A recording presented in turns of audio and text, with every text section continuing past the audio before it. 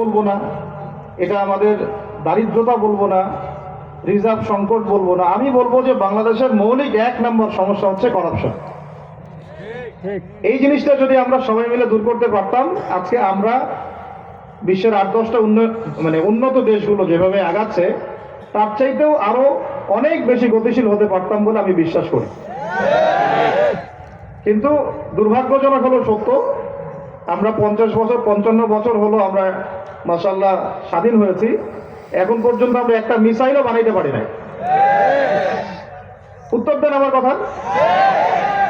50 বছর তো হয়ে গেল, কেউ আমাদের উপরে নাই, আমরা স্বাধীন সার্বভৌম রাষ্ট্র, কিন্তু আমাদের আকাশ প্রতিরক্ষার কোনো ব্যবস্থা নাই, আমাদের কোনো মিসাইল নাই, আমাদের স্বকীয়তা নাই, মানে স্বকীয় ব্যাংকিং সিস্টেম নাই, আমাদের স্বতন্ত্র প্রযুক্তি নাই। আমাদের কখনো কখনো এমন হয় উপর থেকে একটা হাতি ছেড়ে দেওয়া হয়েছে, ওই হাতিটা বেচারা আকাশ থেকে মাটিতে আসতে আসতে মাছি হয়ে গেছে। হাতির ডাল মানে কান, হাত, চোখ, মুখ, হাত পা ছিঁড়ে খাওয়া শেষ, শেষে একটা মাছির আকৃতিতে আপনার কাছে আসছে আর কি। ওর মধ্যে আবার 14 পিস করে আপনি খান। তো এখন এগুলো নিয়ে কথা বললে অনেকে মন খারাপ করেন, রাগ করেন, মনে করেন যে হুজুর আপনারা কেন এইসব নিয়ে ইয়া করতেছেন।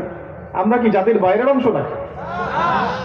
আমাদের চেয়ে শ্রেষ্ঠ কোনো বন্ধুই নাই আপনাদের। আমরা কেউই আপনাদের শত্রু না, কেউই না। আমি জানি সবাই সব বিষয় নিয়ে কথা বলা উচিত না, যে বিষয়ে দক্ষ এক্সপার্ট সে সেই বিষয়ে কথা বলবে, কিন্তু আমরা দেখছি, চোখের সামনে যা দেখছি এগুলো বলতেছি, চোখের সামনে দেখতেছি যে আমাদের একটা প্রজন্ম, ইয়াং জেনারেশনদের স্পেশালি, যে মোবাইল তোমরা যারা হাতে নিয়ে বসে আছো আর কি, কারণ আমি আলোচনা শুরু করার আগেই বলছি যে এগুলো বন্ধ করো। এগুলো যত আপনারা শোনেন, আপনারা এগুলো যত হাতে রাখবেন তত আমাদের জমান বন্ধ হয়ে যাবে। আপনারা ফ্যানটা